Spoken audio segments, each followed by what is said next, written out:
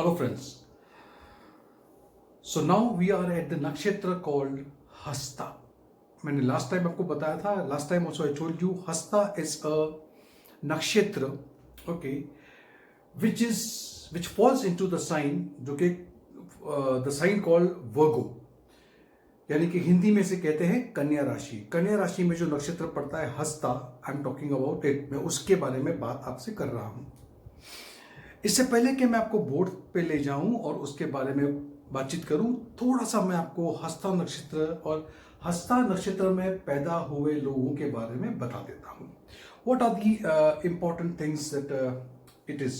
सी, हस्ता नक्षत्र को is called as a handyman of the universe. Universe के अंदर, कायनात के अंदर, ये एक ऐसा नक्षत्र है जिसकी बहुत ज्यादा महत्व है। क्यों? ये एक ऐसा नक्षत्र है जो भगवान को और राक्षसों को डिवाइड करता है, अच्छे में, बुरे में, बुराई में, ये इनकी समझ होती है। नेक्स्ट इज, अगर किसी चीज को ये अप्रोच करते हैं, किसी चीज का अध्ययन करते हैं, किसी चीज के बारे में बात करते हैं, तो बहुत ही माइक्रो लेवल पे, माइक्रो कॉस्मिक लेवल पे वो लोग बात करते हैं। This is a very unique quality in this नक्षत्र।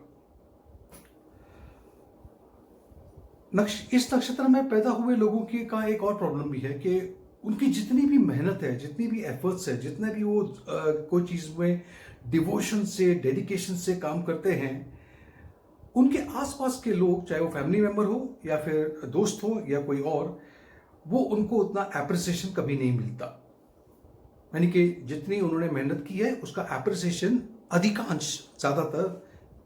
सो आई मीन टू से, those who are born in the nakshatra called Hasta, they are fully dedicated, devoted, but yet they do not get that appreciation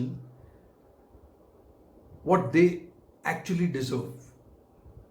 So if you have any member in your family, make sure that you need to pat them for reasons. Hasta nakshatra has got a association, हस्ता नक्षत्र का राहु के साथ में एक संबंध है, और इसीलिए देखा गया है कि ये जो नक्षत्र में पैदा होते हैं, जो हस्ता नक्षत्र में पैदा होते हैं, मैंने भी देखा है कि they are very good magician. हाथ का खेल बहुत अच्छे से कर लेते हैं ये लोग। मैंने इन लोगों को टैरो में, रेकी में और इन बातों में भी बहुत ही निपुण होते हैं ये लोग। ओके, कभी कभी हमें पता नहीं होता कि हमारे जिंदगी के अंदर, हमारे अंदर कोई चीज, कोई talent, there are some talents within us which lies dormant for a very long time. If you ask me, till the age of 23-24 I didn't even know, मुझे ये भी नहीं पता था कि ऊपर एक्चुअली कितने प्लैनेट्स हैं। फ्रैंकली स्पीकिंग, जो है सच्चाई बयान कर रहा हूं मैं। I am giving you the facts. They are very mischievous, मस्ती करना बहुत पसंद है। आप देखिएगा उनके हंसने का, जब वो हंसते हैं तो एक अजीब अलग टाइप का, अगर हंसना है तो दे विल, वो बोलते हैं ना, वो LOL लिखते हैं आप लोग, लाफ आउट वेरी लाउडली, उस तरह से वो लोग हंसते हैं। They have a ability and they have a capacity कि वो पूरे यूनिवर्स में क्या चल रहा है, बिहाइंड द कर्टन, इसे देखने की उनमें क्षमता होती है इस नक्षत्र में। दे आर वेरी प्लेफुल, मस्ती बहुत करते हैं, मिस्चीवियस भी होते हैं, और जिंदगी में पड़े तो जहां कहां सीरियस होना है और कहां पे क्या होना है। और याद रखिएगा, मून की एनर्जी वाले हैं, तो इनके मूड स्विंग्स बहुत देखोगे आप। मूड स्विंग्स, डिप्रेशन, एंजाइटी इनमें पक्का पाई जाती है। और ये भी याद रखिएगा कि ये 13th नक्षत्र है जिसकी मैं बात करने जा रहा हूं आज। और 13 नंबर को किससे जोड़ा गया है, अगर आप न्यूमरोलॉजिकली भी देखोगे तो 13th number is always related to occult and paranormal activities. 13 number, तो ऐसे लोग जिंदगी में आगे जाकर के 100% ऑकल्ट साइंस में या फिर पैरानॉर्मल एक्टिविटीज के अंदर इनका प्रवेश हो ही जाता है। They are also very much concerned about death and regeneration, ये भी एक बात देखी गई है। ये भी देखा गया है कि ये नक्षत्र वाले जो हैं, ये इनके साथ में बचपन में कोई घटना घटी होती है, कुछ भी हो सकता है। It could be may be a disorganised family, it could be even be like something must have happened in the family.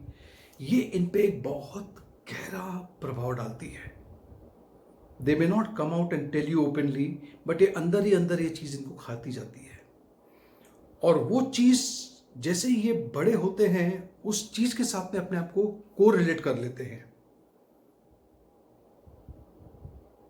अगर आप मेरी बात को समझ पा रहे हो तो बताता हूं कि हो सकता है कि बचपन में maybe your 7 years, 8 years, 9 years, 10 years, whatever your age must have been, लेकिन उस वक्त घर में घटी हुई कोई भी घटना इनके दिमाग में एक घर कर जाती है और फिर इन्हें जिंदगी में आगे थोड़ी बहुत, कहते हैं ना कि किसी से संबंध बनाना है, किसी से रिलेशन में उतरना है, तो they will fall back on that old experience. और यहाँ पे काफ़ी कुछ काम इतना सीरियस नहीं होता, ये बहुत वेलकमिंग नहीं होते हैं, तो इसी वजह से इनको तकलीफ आ सकती है। अब चलते हैं हम लोग बोर्ड की तरफ। ये देखिए, ये बोर्ड पे मैंने पूरा आपका लिख के रखा हुआ है। हस्ता नक्षत्र, उसका देखो जो the word I have written over here regarding Hasta nakshatra is the laughter. बहुत ही अजीब तरह से और बहुत क्यूटली ये लोग हंसते हैं, पूरे वो मन में नहीं हंसते, खुल के हंसते हैं बहुत। हस्ता नक्षत्र का याद रखिएगा, सिंबल जो है वो ये है, यानी कि ईगल की तरह पूरे 5 जो उंगलियां हैं ऐसे खुली हुई है, ये ऐसे, ओके, ताकि आपको ये लाइंस नजर आए सारे पामिस्ट्री की। और दूसरा सिंबल है फिस्ट, यानी कि मुट्ठी बनकर। ये दोनों का फर्क देखिएगा, मैं आपको बताता हूं। पॉटर्स व्हील, जो मटका गड़ा वगैरह बनाते हैं, तो उनके पास जो व्हील होता है जिसमें वो मटके को शेप देते हैं, उसको यहां पर हस्ता नक्षत्र से जोड़ा गया है। हस्ता नक्षत्र जो है वो वर्गो में आता है। पहला उत्तरा फाल्गुनी 3 पदा, हस्ता 4 और फिर चित्रा, जो नेक्स्ट एपिसोड में बनाऊंगा। Symbol, a hand with all 5 fingers spread, फैली हुई है। दूसरी clinched, a clinched fist is something secrecy. ये कुछ बातों को दबा के रखते हैं, बहुत मुश्किल है इनसे निकलवाना। And very determined in life, कोई भी चीज को करने में बहुत डिटर्मिनेशन से लोग काम करते हैं।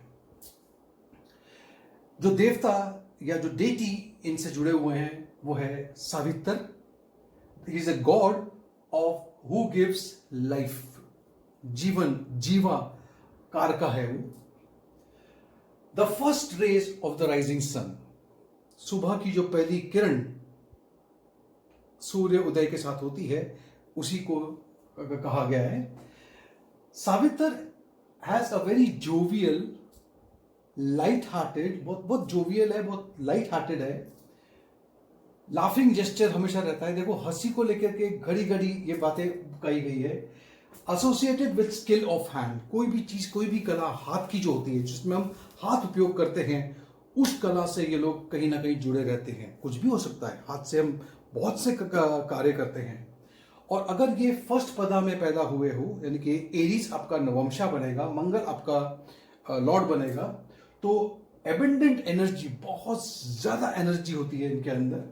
दे are expert at underhand activities, अंदर एक्टिविटीज में बड़े माहिर होते हैं। सर्जिकल स्किल, आपको पता है सर्जन्स को काम करने के लिए कैसा करना पड़ता है, बहुत सर्जिकली चीजों को ऑपरेट करना पड़ता है। इनका हाथ बहुत क्या बोलते हैं, कांपता नहीं है, बहुत पकड़ होती है इनके हाथ के अंदर। तो they are very very, they got a surgical ability and the skill. इनका मैथ बहुत अच्छा हो सकता है। मिलिट्री, आर्मी में भी ये लोग अच्छे कामयाब हो सकते हैं। अगर पदा 2 में पैदा हुए हो तो आपका नवंशा टॉरस बनेगा। ऑब्वियसली टॉरस बनेगा तो जो एनर्जी होगी वो वीनस की होगी, यानी शुक्र की होगी। डाउन टू अर्थ प्रैक्टिकल होंगे, practical, down to earth, material arrangement हमेशा करते रहेंगे, बहुत धार्मिक होंगे, ऑनेस्ट होंगे, आर्टिस्टिक होंगे और स्किलफुल होंगे। वही अगर आप पदा 3 में पैदा हुए हो कन्या राशि में, तो आपका जो नवमसा बनेगा वो जेमिनाइन बनेगा, यानी कि मिथुन राशि बनेगी, और उनके जो मालिक है वो है बुध यानी कि मर्क्यूरी। यहाँ पे आपको अपने जो आप में एबिलिटी है वो है as a trader, merchant, businessman, intelligent, clever in dealing. तो अगर आप तीसरे पदा में पैदा हुए हो, ट्रेडिंग करना आप लोग के लिए काफी अच्छा रहेगा। चौथे पदा में अगर आप पैदा हुए हो तो मटेरियल सिक्योरिटी आप लोग के लिए बहुत इंपॉर्टेंट होगी, क्योंकि ये कैंसर साइन है और मून मालिक है, यहाँ पे लॉर्ड है। So material security, you are very suspicious towards what, towards anything which is foreign or which is foreign and emotional. So this is also associated with the fourth pada, the last pada. ठीक है, आप ये देख लीजिएगा। अब आते हैं profession के ऊपर। Which are the profession, which are the career that you और if you have your brother, sister, daughter, son इस पदा में से पैदा हुए हैं, इस नक्षत्र में पैदा हुए हैं, तो ये प्रोफेशन आप लोग के लिए बिल्कुल अच्छा रहेगा। जैसे कि आर्टिस्टिक, स्किलफुल ऑफ, मतलब हाथ से करने वाली कोई भी स्किल बहुत अच्छी रहेगी। मैकेनिक अच्छे हो, ज्वेलरी यानी ज्वेलरी बनाने वाले, ओके, जिम्नास्ट अच्छे हो आप, पब्लिश करना कोई भी चीज को, उसमें आपकी काफी रुचि रहेगी। प्रिंटिंग, मास मीडिया, मैजिशियन, हाथों का खेल होता है, जादू जो होता है वो हाथों का पूरा खेल होता है, तो मैजिशियन। पिक पॉकेटर, ये नहीं बनना, लेकिन बहुत ही अजीब कला है, पता है आपको। ये कला कभी कभी देखनी है तो आप बॉम्बे में किसी लोकल ट्रेन में या कहीं पे जाके देखिए, किस तरह से आपके जेब मार लेते हैं, पता ही नहीं पड़ता आपको। तो ये भी हाथों का ही खेल होता है, लेकिन ये गलत काम है। एनीवे, सो स्टॉक ब्रोकर बन सकते हैं आप, कैसीनो कर सकते हैं आप, bankers, accountant, typist, astrologer, amusement park, क्योंकि लाफ्टर है तो एम्यूजमेंट पार्क में बड़े खुश रहते हैं आप लोग, एंड बाबर यानी कि नाई। ये सभी कलाएं हैं जो आप अगर करना चाहो तो कर सकते हो, आपको काफी कामयाबी मिलेगी। और बस इतना ही। Thank you so much. Thanks for listening to my video, viewing my video. Now it's time for you to subscribe if you haven't. Click the notification bell if you have still not done it. And share my video if you like my video. Thank you so much. God bless you. Take care.